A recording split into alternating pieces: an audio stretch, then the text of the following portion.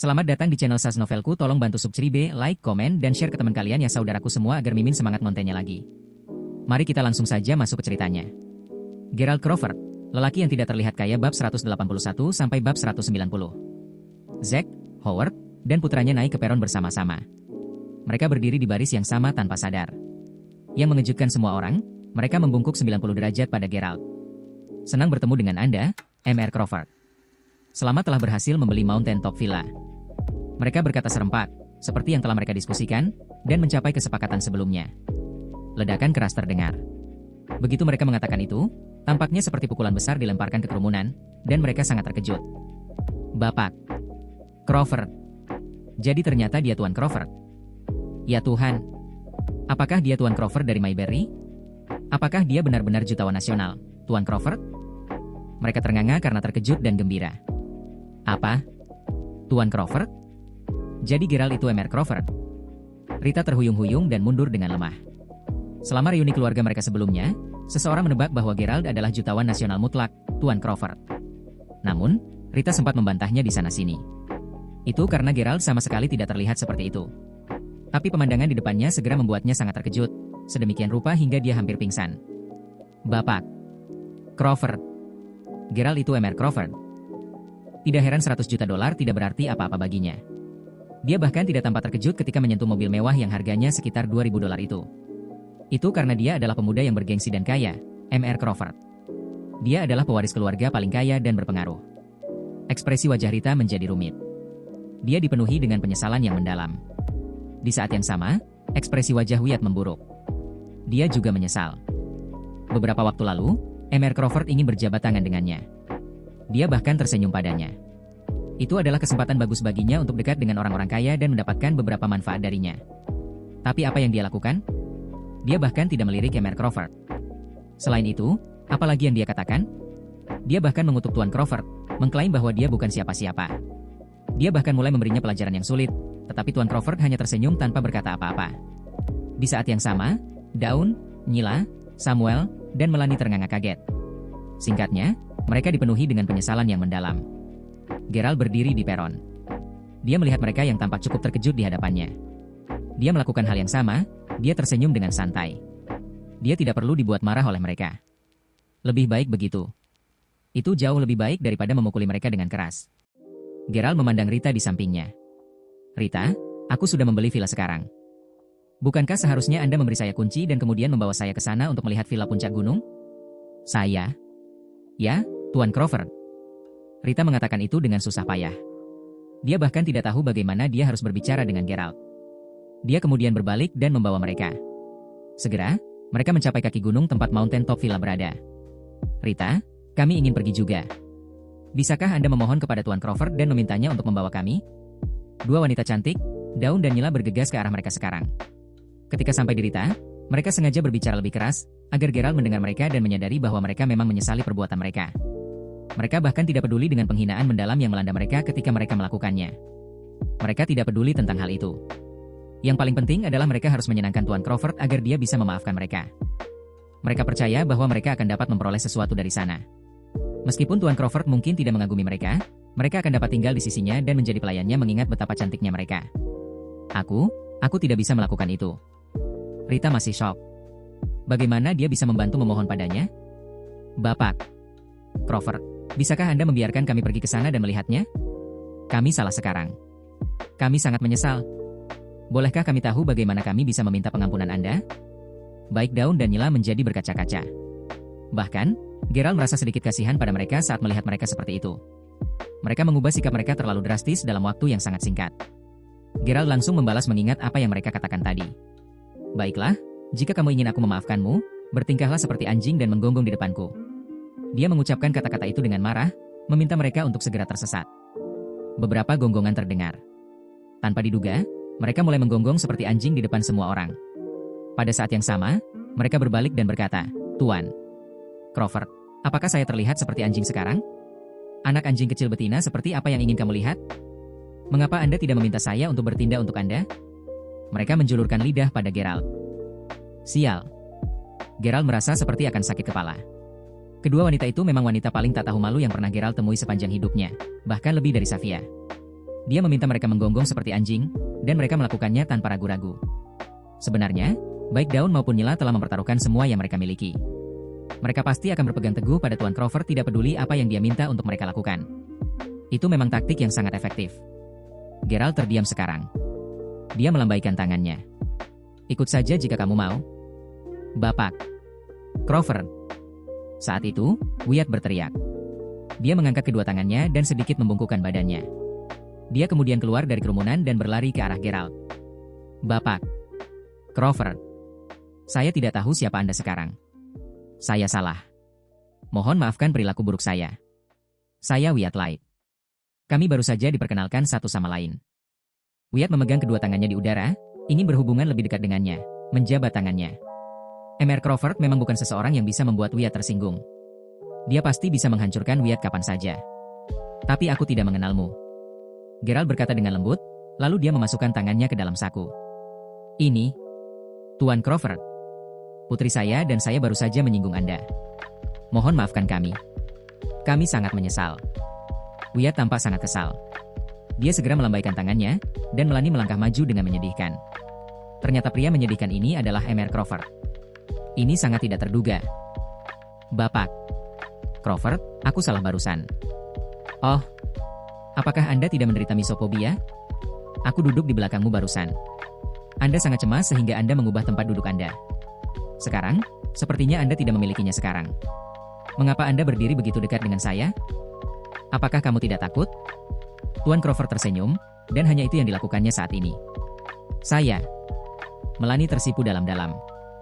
Apakah aku tidak cukup menarik untuknya? Geralt tersenyum pahit dan menggelengkan kepalanya.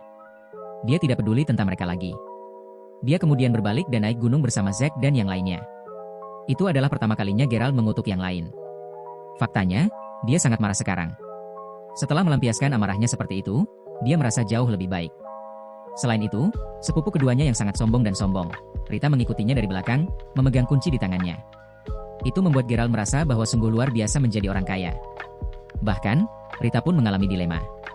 Itu karena dia mulai menahan perasaan dan emosi yang berbeda terhadap Geralt pada saat itu. Dia merasa bahwa Geralt tampak cukup tampan, sangat luar biasa. Rita sangat terhina, tapi dia tahu itu hal yang baik. Itu karena sepertinya ada kesempatan baru baginya, menikah dengan keluarga kaya. Dari apa yang dilihatnya, Geralt tampaknya tidak membencinya. Selain itu, dia sekarang akan menjadi kepala pelayan untuk Villa Puncak Gunung mulai sekarang. Dia pasti akan banyak berhubungan dengan Geralt. Kakak, apakah itu berarti aku akan melakukan sesuatu yang buruk padamu?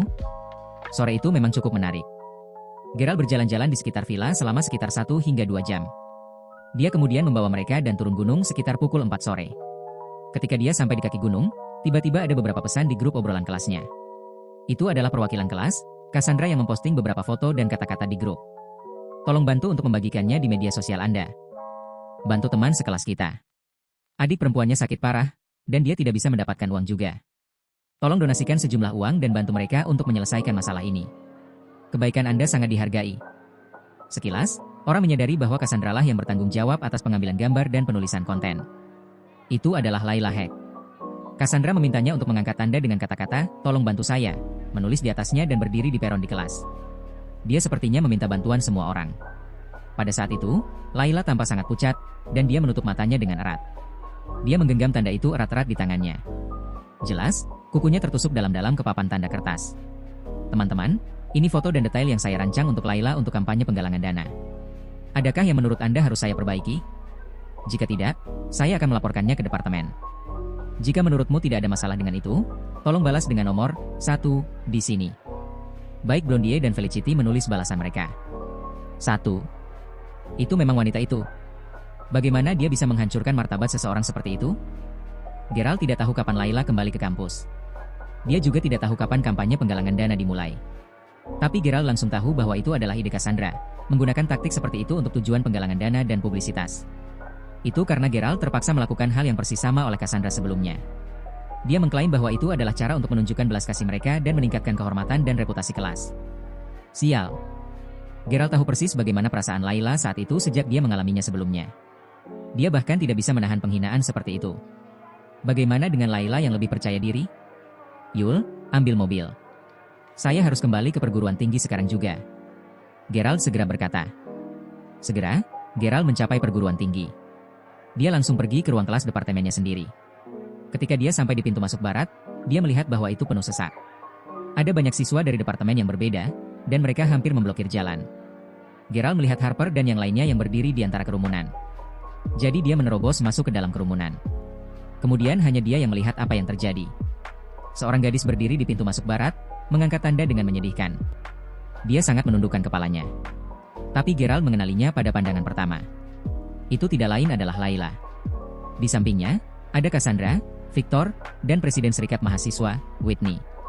Pada saat itu, Layla bertindak seperti gambar latar, memberi kesempatan kepada yang lain untuk mengambil foto bersamanya. Gerald, ini kamu. Ini sangat membuat frustrasi. Harper menepuk sedikit bahu Gerald. Dia kemudian berkata dengan marah, Layla memang sedang dalam krisis sekarang. Tapi perwakilan kelas sudah melewati batas. Tidak apa-apa jika mereka ingin mengadakan kampanye penggalangan dana.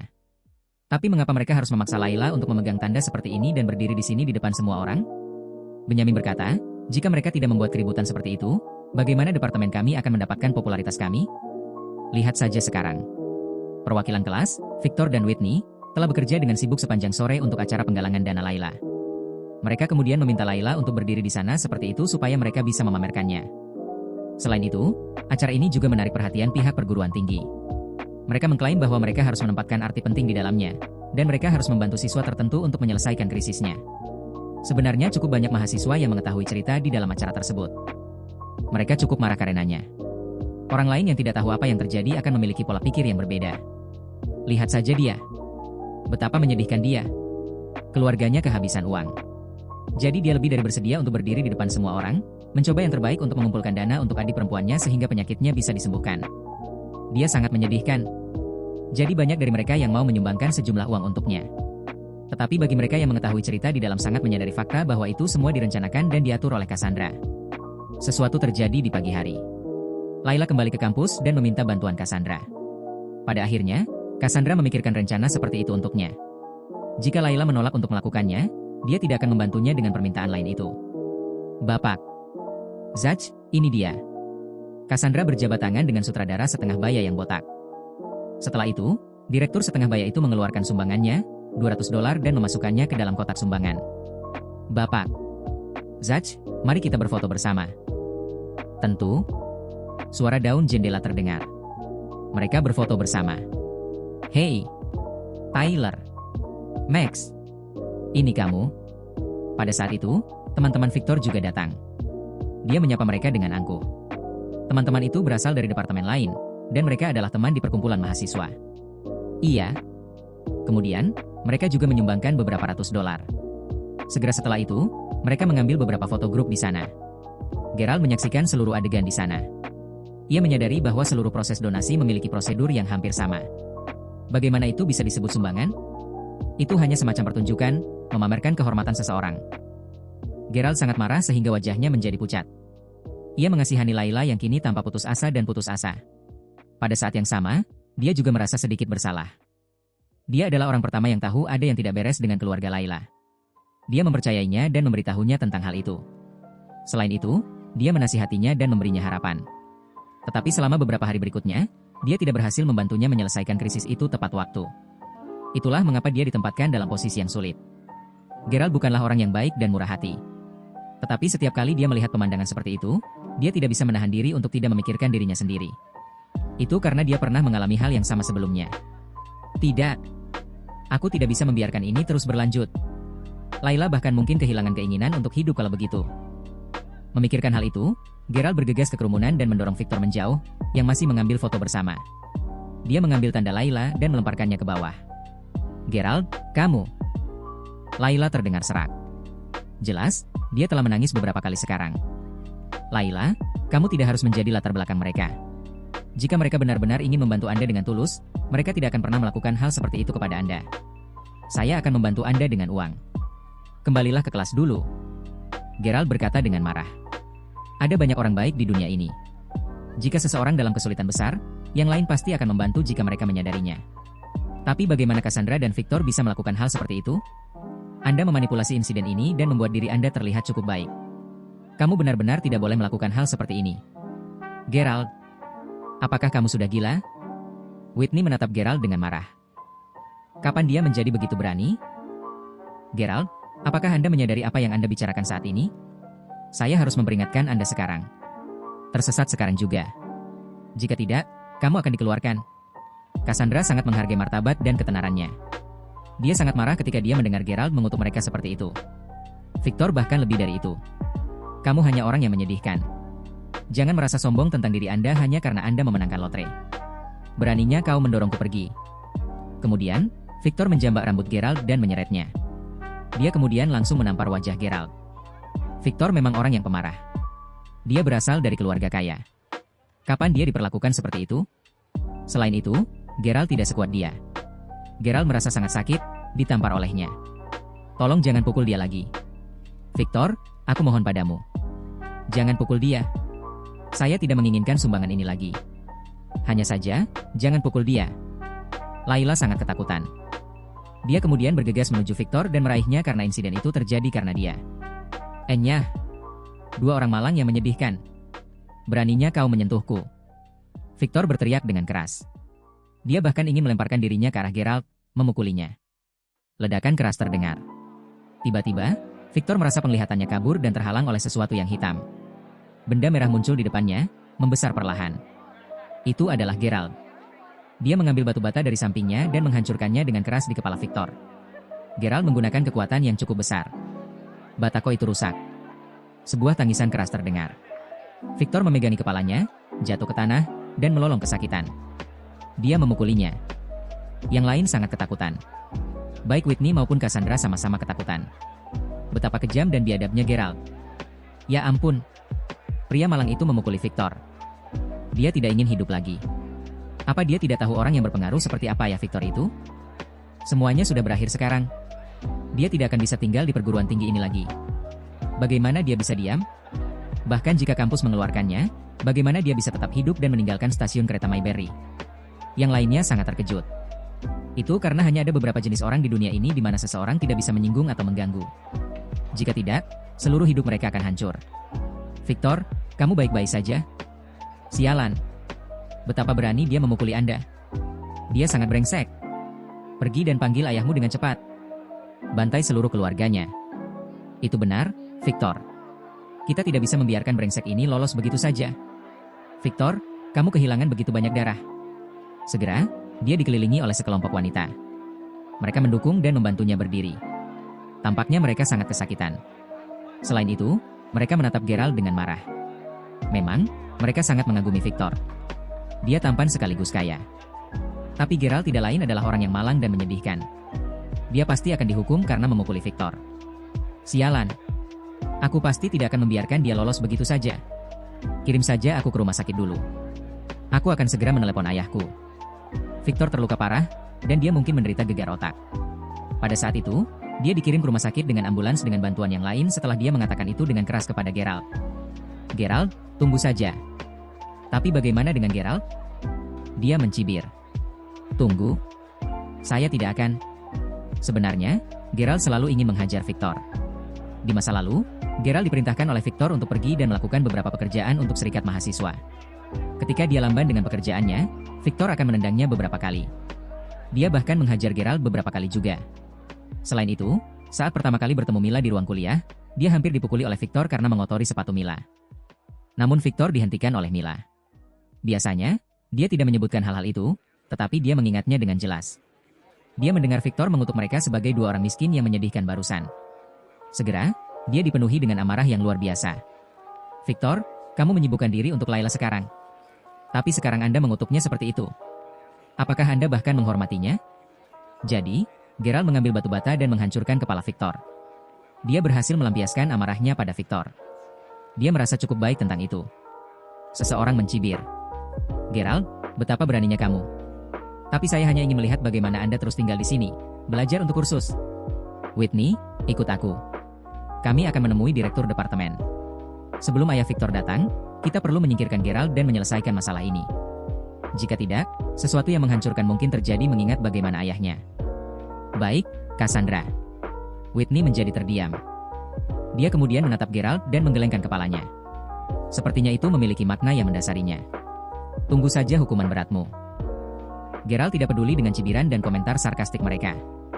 Dia hanya mengeluarkan ponselnya dan mengirim pesan kepada Zack, menceritakan apa yang terjadi dengan Victor dan urusan keluarganya. Kemudian, dia menyeret Layla kembali ke kelas. Harper tahu bahwa Geralt sekarang menghadapi masalah besar. Keluarga Wright memang keluarga kaya. Ayah Victor terlibat dalam bisnis internasional, dan mereka memang kaya. Selain itu, ayahnya adalah orang lokal di Mayberry, jadi dia bisa dianggap orang yang kuat dan berpengaruh di sana. Tapi Harper dan yang lainnya masih tinggal bersama Geralt, mengabaikan hal-hal itu. Geralt, apakah kamu bersembunyi di dalam kelas? Direktur departemen ingin bertemu denganmu. Saat itu, Whitney membuka pintu kelas tempat Geralt berada. Dia kemudian menyilangkan tangannya di depannya dan berkata dengan ringan. Ngomong-ngomong, kamu Harper, kan? Pergi dan bantu untuk mengemasi barang-barangnya. Jika tidak, dia harus melakukannya sendiri setelah dia kembali ke kelas nanti. Dia melakukan itu hanya karena Geralt telah membelikan pakaian bermerek untuknya sebelumnya. Jadi Whitney mengingatkannya. Kemudian, dia langsung pergi. Geralt kemudian mengikuti di belakang Whitney dan mencapai pintu kantor direktur departemen. Cassandra dan beberapa wanita yang dekat dengan Victor juga menunggu di pintu. Mereka mencibir. Beraninya kamu melakukan hal seperti itu. Pergilah ke kantor sekarang. Direktur departemen ingin bertemu denganmu sendirian. Cassandra tersenyum dingin. Jangan berpikir bahwa kamu akan lolos dari hukuman ringan seperti dikeluarkan dari perguruan tinggi. Biarkan aku memberitahu Anda. Seluruh hidupmu hancur sekarang karena kamu telah mengalahkan Victor. Kata wanita lain dengan marah. Geralt tersenyum dengan santai. Dia membuka pintu dan langsung masuk ke kantor. Tuan Reds adalah direktur departemen. Dia disebut Jacob Reds. Dia adalah seorang pria parubaya yang memakai kacamata. Saat itu, dia sedang minum teh dan membaca koran. Saat Geralt memasuki kantor, dia meletakkan cangkir teh dengan kasar di atas meja. Geralt, aku terkejut melihatmu memukuli orang. Hasil Anda luar biasa, dan Anda memiliki perilaku yang baik. Selain itu, Anda juga orang yang jujur.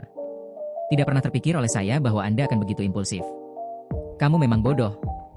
Jacob menegurnya dengan keras. Bapak. Reds, dia yang memulainya. Geralt berkata dengan tenang. Yakub mencibir. Saya tidak peduli siapa yang memulainya. Faktanya adalah Anda mengalahkan Victor. Anda salah melakukan hal seperti itu. Biarkan saya memberitahu Anda telah membuat masalah seperti itu kali ini. Selain itu, bagaimana latar belakang keluarga Anda bisa dibandingkan dengan keluarga Victor? Bagaimana dengan ini? Saya memiliki formulir aplikasi di sini, melamar untuk meninggalkan kampus. Tanda tangani saja dan pergi sekarang juga. Jacob menatap Geralt dengan jijik. Jadi apa yang baru saja Yakub katakan untuk keuntungannya tidak lain hanyalah kesopanan belaka. Tapi Geralt tidak pernah mengira akan seserius itu sampai dia dikeluarkan dari perguruan tinggi. Sekarang dia menyadari bahwa Yakub telah memutuskan untuk mengeluarkannya dari perguruan tinggi. Itu karena Victor berasal dari keluarga kaya, dan Geralt miskin. Jika Victor memukulinya hari itu, yang perlu dilakukan Victor hanyalah meminta maaf padanya dan membayar biaya pengobatan. Tetapi jika sebaliknya, dia akan dikeluarkan dari perguruan tinggi. Dia tidak bisa menahannya. Karena dia dipaksa dalam keadaan seperti itu, dia tidak punya pilihan selain menandatangani formulir. Geralt meletakkan ponselnya di atas meja, mengambil pena, dan bersiap-siap mengisi formulir, termasuk alasan untuk meninggalkan kampus. Yakub tersenyum meremehkan. Anehnya, tiba-tiba ponsel Geralt berdering. ID penelepon menunjukkan bahwa itu adalah panggilan dari T.N. Raine. Itu adalah telepon dari Menteri Pendidikan, T.N. Hujan. Seminggu sebelumnya, kakaknya, Jessica beberapa kali meminta Geralt untuk menghubungi Pak Raine karena urusan investasi di sekolah dasar Skotou. Tapi Geralt tidak bisa mengangkat telepon. Dia mengisi formulir dengan cepat. Namun, panggilan itu menarik perhatian Yakub di sampingnya. Apakah ini? Tuan Raine? Kenapa kau punya nomor teleponnya? Tentu saja, Yakub tidak dalam posisi untuk mengenal Tuan Raine. Tapi dia ingat nomor kontak Pak Raine dengan jelas. Mengapa Mr. Raine menelepon Geralt? Mengapa dia menghubungi Geralt? Kamu? Kenapa kamu masih linglung? Lebih cepat angkat teleponnya. Ekspresi wajah Jacob memburuk. Dia langsung berdiri dan meminta Geralt untuk menjawab panggilan itu. Ya ampun. Bahkan rektor tidak berani mengabaikan orang penting seperti Tuan Raine. Kenapa kamu terburu-buru? Saya bahkan belum selesai mengisi formulir. Aku akan menjawabnya setelah aku selesai. Ada banyak orang yang akan memanggilnya. Biasanya, Geralt akan segera menjawab panggilan itu. Tetapi dia tidak mau melakukannya, melihat betapa cemasnya Yakub. Omong-omong, Geralt sudah makan 2 kali dengan Tuan Raine sebelumnya. Mereka tahu tentang satu sama lain dengan baik. Mereka tidak harus bersikap sopan satu sama lain. Kenapa kamu masih mengisi formulir? Pergi dan ambil. Mengapa Tuan Raine menelepon Anda? Cepat ambil. Panggilan itu mati. Tidak ada yang menjawab panggilan untuk waktu yang lama, jadi langsung ditutup. Yakub mencibir. Gerald, kamu memang orang yang bodoh. Kamu pantas mendapatkannya karena telepon berdering lagi. Datang. Lebih cepat angkat teleponnya. Kali ini, Jacob dengan cepat mengambil pena di tangan Gerald secara langsung. Dia kemudian membantu Gerald untuk menjawab telepon dan meletakkannya di dekat telinganya. Namun, Gerald bahkan tidak mengulurkan tangannya untuk mengambil telepon dari Jacob. Dia duduk di sana begitu saja. Di sisi lain, Jacob mencondongkan tubuh ke arah Gerald dan memegang telepon di tangannya, memegangnya di dekat telinga Gerald. Adegan itu tampak agak kocak. Tetapi Yakub tidak peduli tentang hal-hal lain demi masa depannya. Dia tidak peduli bisnis apa yang ada di pikirannya, memanggil Gerald. Dia memutuskan untuk menyapa Tuan Raine di akhir panggilan. Bapak. Raina, halo. Gerald tersenyum tipis. Gerald, aku baru saja meneleponmu. Mengapa Anda tidak mengambilnya? Apakah kamu sibuk? Bernard tersenyum dan berkata. Bernard telah bertemu Gerald beberapa kali, dan dia memiliki kesan yang baik tentang Gerald.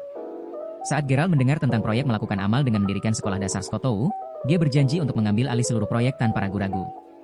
Dia bahkan segera memberikan dana. Selain itu, pemuda kaya seperti dia adalah orang yang ramah dan rendah hati. Bernard segera menjadi sangat dekat dengannya. Aku sibuk mengisi aplikasi Dropout dari tadi. Direktur departemen telah melarang saya belajar di sini mulai sekarang. Ngomong-ngomong, Tuan Raine, ada apa? Gerald tersenyum. Dia mengira itu telepon dari Zack, tapi dia tidak pernah mengira itu adalah Tuan Raine. Kamu? Jacob sangat ingin menutupi mulut Gerald. Dari cara Gerald menyapa Emer Raine, Jacob mulai merasa cukup gugup. Ya Tuhan, mereka memiliki hubungan yang cukup dekat. Mendengar apa yang dikatakan Gerald, Jacob menjadi sangat gugup. Seperti ini. Proyek kami mengenai sekolah dasar Skowu telah tertunda sebelumnya karena dana yang tidak mencukupi. Sekarang hampir sepenuhnya dibangun. Kami akan dapat menggunakannya setelah 2 bulan lagi. Saya menelepon Anda hanya untuk melihat apakah Anda punya waktu luang besok. Silakan datang karena kami akan mengadakan acara kecil di sini. Baik, tidak masalah. Gerald mengangguk. Tidak, sepertinya ada yang salah. Gerald, apa yang baru saja kamu katakan? Formulir aplikasi Dropout?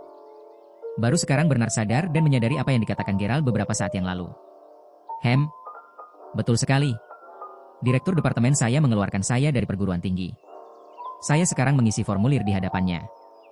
Awalnya, Gerald berencana untuk mengisi formulir dan menangani Victor setelah itu. Baru setelah itu dia akan pergi dan bertemu Yakub lagi untuk melihat apakah dia bisa memahaminya. Dia hanya ingin melihat apakah semuanya masih sama. Tapi sekarang dia bertanya-tanya apakah dia bisa meminta Tuan Raine untuk mengatakan sesuatu yang menguntungkannya. Gerald, berikan dia telepon. Gerald tersenyum dan mengangguk. Ini dia. Dia ingin berbicara denganmu. Tentu. Jacob segera menegakkan tubuhnya dan merapikan kerahnya sedikit. Bapak. Raine, halo. Ya kamu. Ini hanyalah kesalahpahaman mutlak. Tentu. Apa? Apakah dia itu Tuan Crawford? Ya Tuhan. Tentu saja. Saya pasti akan merahasiakannya. Tentu. Tidak masalah. Jangan khawatir tentang itu. Yakub menelan sedikit. Apa yang dikatakan Bernard akhirnya sangat mengejutkan Jacob. Tentu, semua orang tahu atau pernah mendengar tentang Tuan Crawford dari Maybury. Selain itu, Gerald adalah Emer Crawford itu. Kau sudah selesai? Gerald tersenyum dan berkata. Bapak. Crawford. Ya? Ekspresi wajah Jacob tiba-tiba menjadi sangat menarik. Dia dipenuhi dengan penghinaan pada awalnya. Sekarang, dia mencoba yang terbaik untuk menyukai Gerald. Oh, kalau begitu saya akan melanjutkan dengan menandatangani nama saya di sini. Saya sudah selesai mengisi formulir sekarang, kecuali menandatangani nama saya. Gerald mengambil pena lagi. Tidak. Yakub berteriak keras. Dia kemudian meraih tangan Gerald dengan erat. Bapak. Crawford, ini salah paham. Itu tidak lain hanyalah kesalahpahaman. Yakub sangat cemas. Apa kesalahpahaman itu? Saya bahkan tidak bisa bertahan sekarang di Maybury. Lebih cepat biarkan aku meninggalkan kuliah. Gerald ingin menandatangani formulir itu. Bapak. Crawford, saya salah. Aku memang salah. Sebenarnya, saya hanya bisa memberi Anda hukuman ringan untuk itu. Tapi aku mendengarkan yang lain dan ingin mengeluarkanmu dari kampus. Jika rektor tahu bahwa dia ingin mengeluarkan Emer Crawford dari Maybury itu dari kampus, dia pasti akan hancur. Bahkan jika kanselir tidak tahu apa-apa tentang itu, dia pasti akan dihancurkan dan dihukum berat karena dia ingin mengeluarkan Emer Crawford. Baik. Lalu apa yang harus dilakukan selanjutnya terkait kejadian ini? Cassandra meminta seorang siswa melakukan hal seperti itu di depan umum. Itu pasti sangat melukai harga diri siswa itu. Gerald bahkan tidak tahu kapan dia mulai mengalami sedikit perubahan. Ketika dia berurusan dengan banyak hal sekarang, dia bukanlah orang yang pemalu dan pengecut seperti sebelumnya. Sekarang, dia akan mengatakan apa yang ingin dia katakan secara langsung. Jangan khawatir, Tuan Crawford. Saya akan menghadapinya dengan adil. Selain itu, sumbangkan $70.000 kepada Layla dengan nama orang biasa. Saya akan memberi Anda uang nanti. Terima kasih. Kamu terlalu sopan. Yakub tersenyum bahagia. Gerald lalu mengangguk sedikit. Dia kemudian bangkit dan pergi. Di luar kantor, seseorang mendesah. Gerald pasti akan dikeluarkan dari sekolah. Dia telah menjalani kehidupan yang menyedihkan di sini selama 3 tahun sejak itu. Sekarang, dia tidak bisa lulus juga. Cassandra menyilangkan tangannya di depannya dengan pasrah dan tersenyum pahit. Bagus dia dikeluarkan. Akan jauh lebih baik jika dia tidak bisa membiarkan Mayberry utuh. Betapa beraninya dia untuk memukuli Victor. Mereka masih marah pada Gerald. Pada saat itu, pintu dibuka. Mereka semua ingin bergegas ke arah Gerald dan mencibirnya dengan penuh semangat lagi, termasuk Cassandra. Gerald, harap berhati-hati. Ada tangga kecil di sini setelah perbaikan. Adegan di depan mereka sangat mengejutkan mereka. Mereka melebarkan mata mereka. Mereka segera melihat Jacob membantu Gerald menuruni tangga, mendukungnya dengan lembut. Tangga itu tingginya hanya 1 atau 2 cm. Itu bahkan bukan tangga. Mengapa Yakub tampak seperti dia takut itu akan menyakiti Gerald? Ya Tuhan, apa yang terjadi? Cassandra ternganga. Bapak. Alang-alang, Gerald, dia, bagaimana dengan dia? Aku tahu apa yang terjadi sekarang. Aku sudah lama ingin bertanya padamu, Cassandra. Jika Gerald tidak memberitahu saya tentang hal itu, saya bahkan tidak akan tahu bahwa Anda meminta seorang siswa perempuan untuk berdiri di depan umum, mengangkat sebuah tanda. Anda bahkan mengambil foto kelompok di sana, bukan? Ah, saya dengan jelas memberitahu Anda tentang hal itu sekarang. Saya tidak tahu tentang itu. Ngomong-ngomong, hal yang kamu lakukan itu keterlaluan, mempermalukan seorang siswa seperti itu. Awalnya, departemen kami ingin memberikan penghargaan kepada Anda karena Anda adalah guru terbaik. Tapi mari kita lupakan itu sekarang. Apa? Tuan Reds, saya telah bekerja sangat keras untuk penghargaan itu selama 3 tahun terakhir ini, mendapatkan semua penghargaan untuk departemen. Cassandra benar-benar tercengang. Masih menjadi masalah yang perlu kami diskusikan dengan pihak kampus apakah kami ingin menjadikan Anda sebagai guru di sini bersama kami mengingat jenis guru Anda. Beraninya kamu masih membicarakan penghargaan itu? Yakub mencibir. Setelah itu, dia berbalik dan menatap Whitney yang tampak kaget juga. Tentang kamu telah menjadi presiden serikat mahasiswa selama 3 tahun sekarang, tetapi kamu tidak berhasil melakukan apapun. Jika terjadi sesuatu yang buruk, Anda akan selalu mencari bantuan dari departemen. Apalagi yang bisa Anda lakukan selain ini? Pertahankan saja jabatannya sebagai presiden serikat mahasiswa dulu. Jika ada kandidat yang lebih baik, kami akan meminta Anda untuk mengundurkan diri. Ah? Apa yang salah? Yakub berteriak pada Whitney sebelum dia kembali ke kantornya dengan tangan di belakang punggung. Whitney berpikir, sial. Aku bahkan tidak mengucapkan sepatah kata pun. Mengapa? Kenapa begitu? Saat Whitney dan Cassandra memikirkan hal itu, mereka menoleh untuk memandang Gerald dengan dingin. Gerald hanya tersenyum pahit. Kemudian, dia berbalik dan pergi. Segera, dia akan mendengar berita tentang Victor. Mereka selalu mengutuknya dan memandang rendah dia. Sekarang saatnya baginya untuk membalas dendam pada mereka. Gerald kembali ke kelas, dan dia menyadari bahwa Harper dan yang lainnya telah pergi. Dia juga kembali ke asramanya dan berbaring di tempat tidur. Dia memberitahu Harper dan yang lainnya bahwa itu baik-baik saja sekarang. Dia melihat waktu dan menyadari bahwa itu pukul 6 malam. Dia memutuskan untuk bermain dengan teleponnya sebentar sebelum dia menyerahkannya. Saat itu, Cassandra mengirimkan pesan ke akun media sosial miliknya yang lain. Saya marah. Manusia biasa. Saya ingin pergi dan bunuh diri. Apa yang harus saya lakukan? Cassandra berkata begitu. Sebenarnya Gerald menjadi marah saat melihat nama Cassandra. Jika kamu tidak ingin hidup, pergi saja dan mati. Apalagi yang bisa kamu lakukan? Gerald membalas dengan cepat. Oh, kamu sangat menyebalkan. Aku hanya ingin memberitahumu beberapa hal yang membuatku kesal. Gerald kehabisan lidah. Dia menggunakan nada yang cukup kejam. Tapi bagaimana Cassandra bisa menggunakan nada manis seperti itu padanya, bertingkah seperti anak manja. Gerald tidak tahu bagaimana membalas pesannya. Aku selalu peduli padamu, tapi kamu tidak pernah peduli padaku. Aku sangat sedih. Tapi aku masih ingin memberitahumu tentang itu. Anda tahu apa? Manusia biasa. Saya hanya bisa mencurahkan perasaan saya dan berbicara bebas dengan Anda. Sesuatu terjadi hari ini. Apakah Anda tahu tentang kampanye penggalangan dana untuk departemen saya? Hanya karena seorang brengsek malang yang menyedihkan dari kelasku, kampanye itu hancur. Laila sekarang tidak punya uang untuk membayar biaya pengobatan adiknya. Yang lebih penting adalah aku kehilangan kesempatan untuk mendapatkan penghargaan sebagai guru terbaik hanya karena dia. Saya telah menyumbangkan uang untuk Laila. Saya menyumbangkan $70.000 untuknya. Dan sehubungan dengan penghargaan guru itu berguna untuk Anda. Gerald memarahinya secara langsung, mengabaikan perasaannya. Menyebalkan sekali. Mengapa saya merasa bahwa Anda suka menggodaku? Ya ampun. Gerald menjadi benar-benar tidak bisa berkata-kata sekarang. Dia bertanya-tanya apakah orang lain merasa cukup bahagia meskipun mereka dimarahi olehnya hanya karena dia menjadi kaya sekarang. Mungkin begitu. Saat itu, Felicity juga mengirim pesan ke Gerald. Apakah kamu di sana? Manusia biasa? Gerald sudah muak dengan wanita-wanita itu. Enyah. Saya tidak bisa hadir, tegur Gerald. Oh. Manusia biasa telah berubah menjadi sangat liar sekarang. Anda telah memarahi saya. Gerald kembali keluh. Tampaknya memang benar. Setelah dia menjadi kaya, yang lain merasa cukup senang dengan itu meskipun dia memarahi mereka. Kemudian dia mengabaikan pesan mereka secara langsung. Gerald masuk akun utamanya sendiri dan mengobrol sebentar dengan Nila. Kemudian, dia berbalik. Keesokan paginya, Gerald bangun pagi-pagi karena fungsi yang disebutkan Pak Raine kepadanya sebelumnya. Itu karena tidak ada yang akan menyadarinya jika dia bangun pagi dan pergi untuk mengambil mobilnya. Bagaimanapun, dia harus tetap rendah hati. Gerald sampai di taman. Bukankah itu orang malang? Tidakkah kamu tahu betapa frustasinya kemarin? Dia bahkan tidak dikeluarkan. Itu benar. Dia mengalahkan Victor, dan dia masih bisa tetap hidup sampai sekarang. Benar-benar keajaiban. Ada yang salah. Lihatlah dia. Ini baru jam 6 pagi. Kemana dia pergi pagi-pagi? Apa dia ingin kabur? Iya. Dia jelas ingin kabur.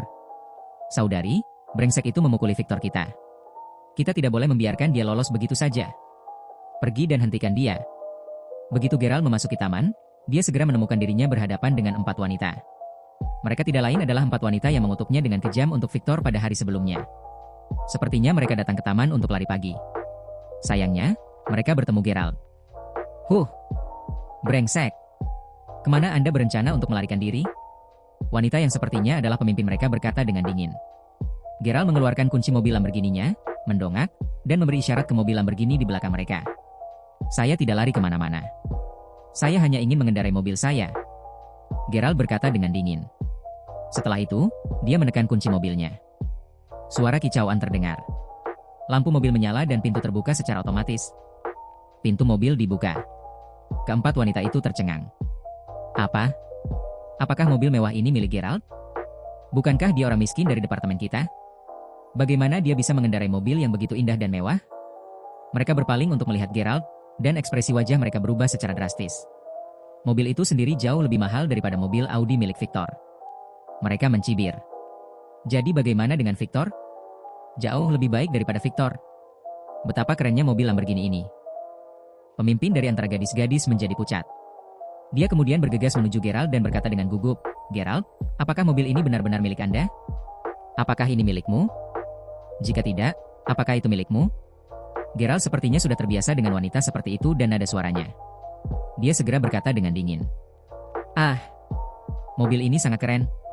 Apakah sekitar 1 hingga 2 juta dolar? Wanita itu segera mendekati mobil. Dia benar-benar kehilangan dirinya saat itu.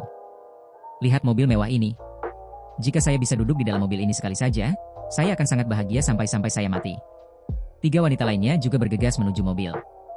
Mereka memandang Gerald dengan kagum. Sekitar 1.800.000 dolar. Gerald menyalakan mesin mobil, dan suara geraman yang menawan terdengar. Wow, itu sangat keren. Gerald, mau kemana? Bisakah Anda memberi kami tumpangan juga? Wanita itu tersenyum menggoda dan bertanya pada Gerald. Enyah. Gerald memarahi mereka dengan dingin. Bahkan, mereka cukup cantik. Tapi itu adalah hal yang sama sekali berbeda. Mereka mengutuk Gerald demi Victor barusan, tetapi sekarang mereka ingin dia memberi mereka tumpangan. Hal baik seperti itu tidak akan pernah terjadi. Setelah itu, dia mengemudikan mobil dan langsung pergi. Gerald, kamu? Mereka diabaikan oleh Gerald. Mereka menjadi sangat marah sehingga mereka menghentakkan kaki mereka. Tanpa diduga, Gerald adalah orang yang sangat kaya. Mereka merasa seolah-olah telah mengalami kerugian besar. Mereka telah menyinggung orang yang benar-benar kaya hanya karena Victor yang bodoh. Itu tidak sepadan. Bagaimana dengan Geralt? Setelah dia memarahi mereka, dia langsung mengemudikan mobilnya ke area luar aula konferensi. Meskipun masih cukup pagi, Bernard dan para pemimpin lainnya ada di sana sekarang. Ada dua bagian dalam fungsinya. Yang pertama adalah pertemuan tentang pendirian sekolah yang akan diadakan 1 jam kemudian. Geralt perlu menghadiri pertemuan dengan beberapa pemimpin lainnya di ruang pertemuan yang terisolasi. Geralt mendanai pendirian sekolah dasar Skotou, dan dia telah membantu mendirikan sekitar 20 hingga 30 sekolah semacam itu. Sekolah-sekolah tersebut dibangun khusus untuk anak-anak para pekerja yang bekerja di luar stasiun, menyediakan platform pendidikan bagi mereka. Itu kontribusi yang cukup besar. Tentu saja, dia agak sangat dihargai dan dihormati. Bagian kedua dari fungsi tersebut mencakup pertemuan dengan fakultas dan staf pengajar di aula konferensi utama. Hanya tersisa 2 bulan sebelum mereka mulai merekrut siswa. Mereka perlu mengatur pemilihan staf pengajar terlebih dahulu dan memberikan pelatihan bagi mereka. Geralt harus mengikuti bagian pertama dari acara tersebut dan terpaksa mendengarkan Bernard berbicara tanpa henti tentang berbagai hal selama sekitar 2 jam. Namun, Geralt tidak berencana untuk mengikuti bagian kedua dari fungsi tersebut, mengadakan pertemuan dengan staf pengajar dan staf. Itu karena dia tidak perlu mengemukakan pendapat di sana. Selain itu, dia merasa tertekan bersama sekelompok guru. Tingkat akademik mereka tentu tidak setara satu sama lain. Mereka cukup berpengetahuan dan itu akan menekan Geralt. Karena dia bebas, dia memutuskan untuk melihat salah satu sekolah di dekat tempat acara. Bagaimanapun, itu bisa dianggap sebagai hal yang sangat berarti yang telah dia lakukan. Geralt tidak mengemudikan mobilnya. Dia berjalan ke sekolah sebagai gantinya. Karena sekolah itu hampir selesai dibangun ketika mereka melanjutkan proyek, sekarang sampai pada tahap perabotan hanya dalam waktu 2 bulan. Seluruh sekolah sekarang ditanami pohon dan tanaman. Tak bisa dipungkiri, lingkungan sekolah cukup bagus mengingat besarnya dana yang ia sediakan. Dia mengambil 2 foto sekolah, berencana untuk mengirim dan membagikannya dengan saudara perempuannya nanti. Berhenti. Tahukah kamu bahwa kamu dilarang memotret di sekolah? Apakah Anda tidak melihat peringatan pada tanda itu? Pada saat itu, dia mendengar suara wanita yang dingin dan tegas. Geralt ketakutan. Dia berbalik dan melihat tanda itu. Dikatakan bahwa memotret dilarang di sana. Maafkan saya. Saya tidak memperhatikan itu. Saya akan segera menghapusnya. Meskipun dia membantu mendanai pendirian sekolah itu, Geralt tidak menemukan sesuatu yang istimewa dari apa yang telah dia lakukan. Jadi dia menuruti dan menghapus foto-foto itu. Apakah Anda? Geralt? Anehnya, dia mendapati dirinya dikenali oleh wanita itu. Dia berbalik dan melihat seorang wanita berseragam hitam. Apakah dia mengenalnya? Lilian, apa kau kenal dia? Ada 2 wanita lain dan seorang pria di samping Lilian. Mereka sekarang bertanya pada Lilian dengan rasa ingin tahu. Saya tahu dia. Dia teman sekelasku dari SMA. Ada apa, Geralt? Kami belum bertemu selama sekitar 3 tahun sekarang. Apa kau sudah melupakanku? Lilian berkata dengan terkejut. Tapi selain keterkejutan, dia sepertinya dipenuhi dengan semacam sarkasme pada saat itu, mengejek Geralt. Itu adalah jenis perasaan yang dimiliki seseorang ketika dia akhirnya menyadari bahwa orang yang dia pikir telah lama menghilang muncul di depannya lagi. Setelah bertahun-tahun, brengsek yang dia pikir sudah lama mati muncul entah dari mana. Dia dipenuhi dengan kejutan semacam itu. Malah, melihat Lilian seperti itu, Geralt juga tercengang. Dia terikat lidah. Pastinya, dia tahu siapa Lilian itu. Mereka berada di kelas yang sama sejak tahun kedua. Ketika mereka akan masuk ke mata kuliah yang berbeda di SMP, mereka ditempatkan di kelas yang sama lagi. Saat itu, Lilian sepertinya adalah anggota komite seni. Dia pandai menyanyi dan menari. Namun, tidak ada yang istimewa dalam hubungan mereka saat itu. Seorang gadis seperti Lilian pasti akan menyukai anak laki-laki yang keluarganya kaya dan terpandang di sekolah menengah. Geralt tidak memiliki kualitas itu. Selain itu, sekolah mereka terletak di kota, dan Lilian tinggal di sana. Jadi selera dan latar belakang keluarganya tidak memungkinkan dia berteman dengan orang seperti Geralt. Selama 3 tahun di sekolah menengah, hal-hal yang mereka katakan satu sama lain kurang dari apa yang mereka katakan satu sama lain ketika mereka bertemu secara kebetulan di sekolah tadi. Jadi mereka pasti tidak berhubungan satu sama lain setelah mereka lulus dari sekolah menengah. Meskipun Geralt memperhatikan tatapan menghina Lilian barusan, dia masih menghargai hal-hal lama.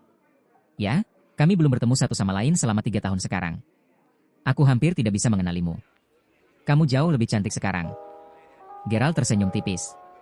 Hei, ini memang sudah lama. Bahkan Anda bisa belajar bagaimana memuji orang lain. Tapi kenapa aku merasa canggung mendengarkan pujianmu? Lilian menyilangkan tangannya di dada dan tersenyum dingin. Lilian, mari kita perkenalkan dia kepada kita karena dia adalah teman sekelas lamamu.